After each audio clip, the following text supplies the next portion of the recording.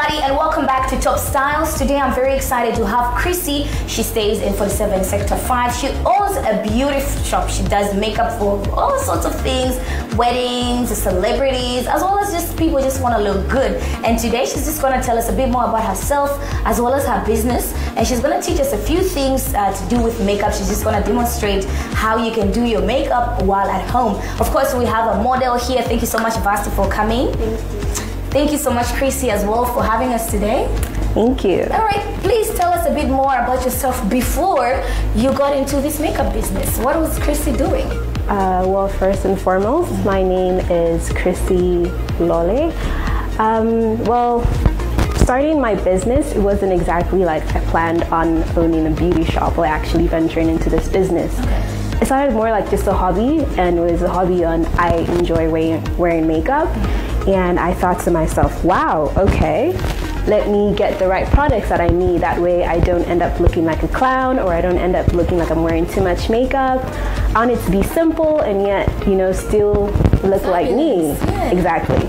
So it started out like that, where, you know, I'm in college. I went to African Bible College. Okay. And I studied community development. Okay. So you can see that it's never really... That's so different from... Exactly. Very different, yeah. So while I was studying, every day, of course, I would put on makeup to school, and people would ask me, well, Chrissy, who did your makeup, or what product did you actually use? Yeah. And with that, it brought in you know, questions to myself like, okay, what am I going to actually tell people that I'm actually wearing? What are the products that I'm actually using? Yeah. So that made me want to learn more about makeup. And with that, I had the support of, I would say, my parents, who allowed me to put on makeup, as well as, you know, my aunties. They were really big support, and my older brother. Just wanted you to do that makeup. Yeah.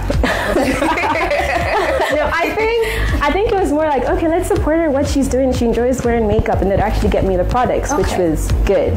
So with that, I would play around with makeup, and I got to a point where I wanted to learn more, and I would, you know, obviously watch videos on YouTube and just ask people who are like already professionals and already in the line of business. And slowly, I got to a point where I was like really good, and I had other people asking me to do their makeup. And that's basically how it grew to having Chrissy's beauty shop. So we'll say you're practicing before you opened the shop. You're practicing on your aunt's faces, or it was mostly your face? It was mostly my face, and just like a few friends who trusted me enough to play with their faces. Interesting. Yeah. I like how you've started doing the makeup now. I can see you're working on the eyebrows. Yes. You did put something at first. What was that? A primer. Oh, primer. So it's always important to prime the face before actually applying makeup. We do this because the primer acts as a barrier between the face and the makeup itself. That way, you know, the makeup doesn't run, and, you know, the makeup just looks really good. So with a primer, you actually have to be very careful. Like the way Vashti is, her skin isn't as oily, but she does have quite small pores, so you kind of like have to hide those. So we do this in the sense of, you know, kind of like hiding those pores. Because one thing I like to do with makeup is not exactly alter a person's face, but just enhance the natural beauty that they have. Okay. Yeah. I like that you don't change it, you just like enhance the beauty already. Yeah. Because there's this misconception that people say, oh, makeup is for like you shouldn't wear it, design, you know. Yeah, that is true. Like, you know, people have different misconceptions about makeup. Some people feel as though people wear makeup because, well, they have low self-esteem, they're not comfortable in their own skin. But I think you can be comfortable with makeup if you apply or know how to apply the right amount, and you know, you get to study like your true shade and things like those. Like, you actually have to know, like, what look am I going for? Like, the look I'm going to do with Vasti today is simply an everyday kind of like glam look, but still simple in the way that she can wear this to work, she can wear this when she's meeting up her friends, something that's just fun, and, you know, you can do anywhere, like, you know, just the perfect fit. Interesting. Yeah. All right. So you are now, after you have drawn in the eyebrows, what step is this after this? So when you fill in the eyebrows with an eyebrow pencil, or you can use a brow pomade, you now use a concealer that's a shade lighter than the client's or model's face, or you use one that's slightly darker.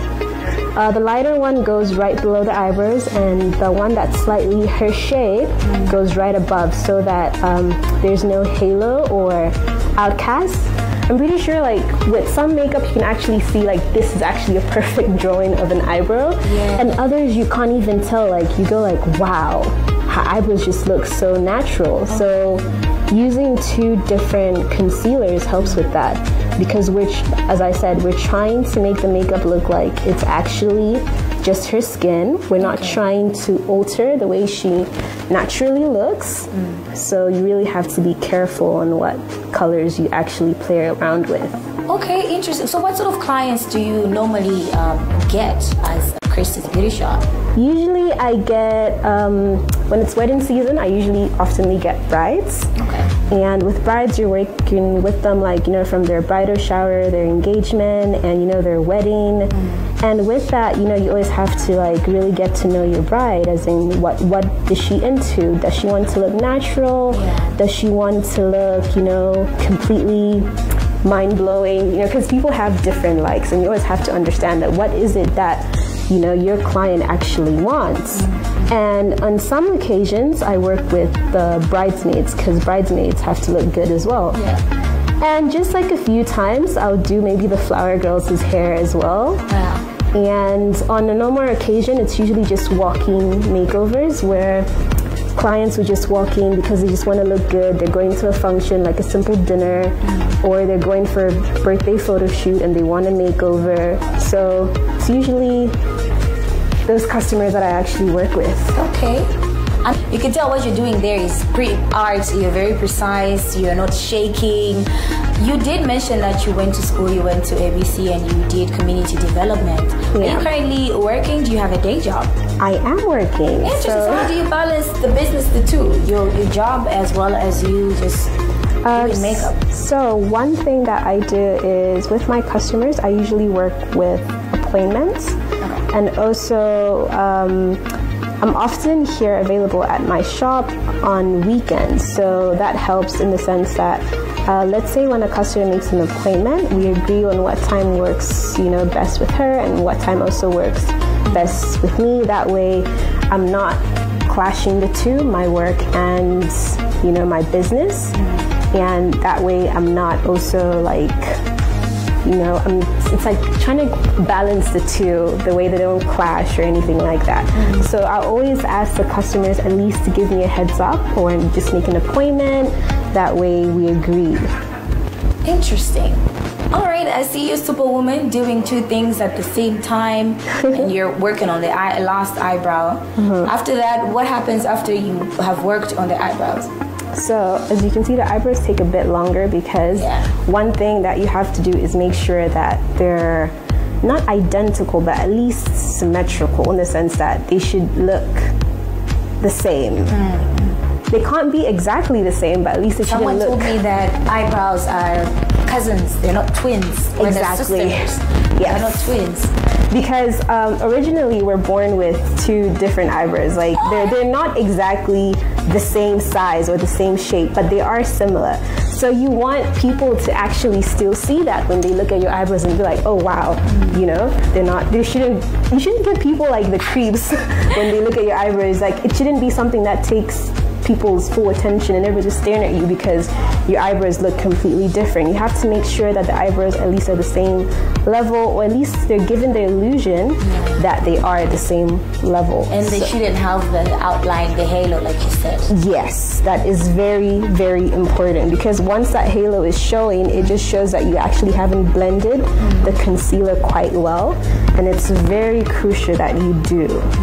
Yeah. I know you see this makeup business going. I've noticed that a lot of women now are getting into doing their makeup. They're very confident. There are also a couple of makeup artists in Malawi. You're being one of them. Where do you see the makeup world industry going Well, the way I see it, I feel like, you know, by the time maybe 5 years from now, every woman will be able to mostly do their own simple everyday makeup, because right now you find that, you know, every lady at least owns her own makeup brushes, or they own their own eyeshadow palette, because these days women actually are in control and they know what works for them or what look they actually want to achieve. So I really don't see as much as being more like a proper market as it is now, because now a lot of people can achieve makeup on their own, and that's amazing, but it's going to be tough because I need less customers. Interesting. Maybe for someone that's watching right now and they're really interested to like do their own makeup for the first time, give me 5 products that a person should own as a woman if they want to start this makeup journey. First, I would say brushes. Brushes are very important because you need the proper utilities to actually Show me one brush that is like the most important brush for one to have. My foundation brush. That's your favorite brush. This is my favorite brush. I feel like you can get away with like the brush I've been using for her eyebrows by using an Elegir concealer, because it actually has an applicator. Okay. So you can actually use this as a little brush if you want to, and I can actually show you, like, it works so well. Okay. But applying foundation, I like this. This is Stigma SPF brush, and this works well. I'll actually show you in a moment when I'm applying the foundation. It works really well when you're applying the foundation, because unlike a beauty blender, this is a beauty blender, it doesn't suck in the products. With this brush, you just like dab just a bit, and it goes so well on the skin. It does not give that line effect. It doesn't. And one thing that you have to notice is that I'm not drugging the brush downwards on her face, but I'm just simply buffing, like dabbing, you know, the foundation in, and it just makes the foundation go in so nicely and smoothly. You can actually see it. Oh yeah. So I could say, first things first, every woman should have this brush. Okay. And secondly, get a good primer. Get a primer that works so well with your skin. If it's oily, get the mattifying primer. If you have combination skin, I would say just get like normal primer. And afterwards, get like, you know, match yourself with the right foundation, and then get one good concealer that really works well for your skin, and a good powder. Last thing, since you said 5, setting spray. You can also add something else that you feel like is important. I just said 5 because for beginners, you're still learning to do your eyebrows, because what you did there, that's perfect. But I think most of the times it's people learning how to do proper eyebrows. Yeah. I could say that really it's just mostly about getting those really essential products, because when I add in more products, like, okay, get yourself a setting powder, get yourself a highlighter, it really now takes in how much knowledge you actually know about application of makeup, because one thing that you don't want to do is put on so much or have so many excess products when you don't actually know how to use them. These other products are good, however, if you don't know how to use them, they can alter the way you look. For instance, if you have a bronzer or you have a setting powder, you can set your face right, but if you don't know how to use it correctly, it forms an outcast. An outcast, I don't know if you've seen people when they take selfies, some kind of look whitish, like right below their eyes or on their chin or on their forehead. This is because when they applied the setting powder, they didn't dust all of it right off, or they didn't let it sit in the skin so well. So what happens is that it leaves that outcast shadow, like usually known as a flashback, whereby when you take a photo or a selfie, it shows in the light that, oh wow, so you don't want that. You don't want that at all, because as I've said, makeup shouldn't really change the way you look. And when you talk about having a bronzer and more concealers, what you can do is that when you know how to play with those things, you can actually make your face look slimmer, look, you know, more snatched. But if not used properly, you can actually change the shape of your nose. Oh, okay. So how do you take care of your products? Because I've seen you have so many brushes, there are lipsticks, and you meet different people. How do you make sure that your products are always clean, just so you shouldn't chase away your clients with dirty products? So, or how do they trust you, knowing that, oh, I think she used this thing, or she didn't wash this thing? Okay, so one thing that's quite important with makeup is obviously hygiene. Yeah. Hygiene is quite essential, because if you're at the applications that you use are actually quite filthy, this will cause outbreaks on people's face, and you don't want that, because at the end of the day, the customer always gives you a review, and obviously she will tell her friends or people that she meets about your work. And if one thing she says that, oh, after I got a makeover from her, I got a rash, or I got pimples and stuff like that, that just reflects badly on how sanitary you actually are. So what I make sure that I do is that after every customer, I take my brushes home, and just the way we have different detergents to clean like dishes and everything else, we also have makeup removers, you know, that help you actually clean your brushes. That way they're always fresh, because you see that every brush is actually fairly clean, because afterwards I want a new base. I want it to be nice and fresh for my new clients. So I always make sure that, you know, I soak the brushes at least overnight. I give them time to actually dry properly, and then they're ready to be used for another customer. Okay, what look are we going for this time around? Is it an everyday look she's going to work, or yes, it's going to be like no, it's just a simple everyday glam look, not too much, not too little, but just, you know, just the perfect amount, just something, just make her, you know, look pretty. All right. Yeah. So we're gonna continue watching Chrissy continue doing her face, doing the makeup.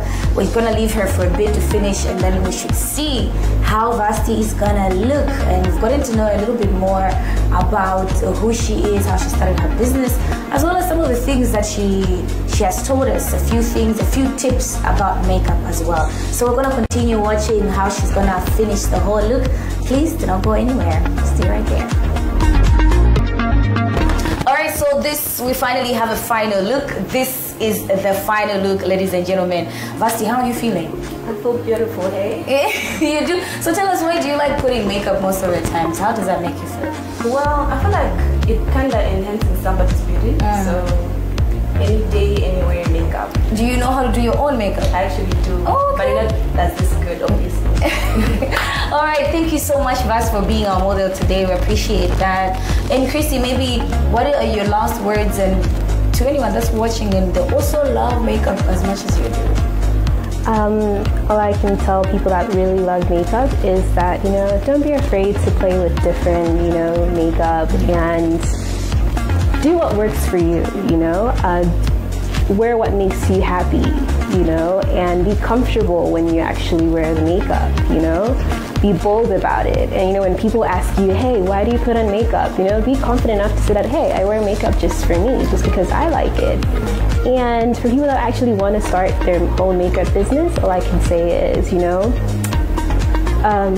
don't worry, or don't let people make fun of you or bring you down because of your humble beginnings.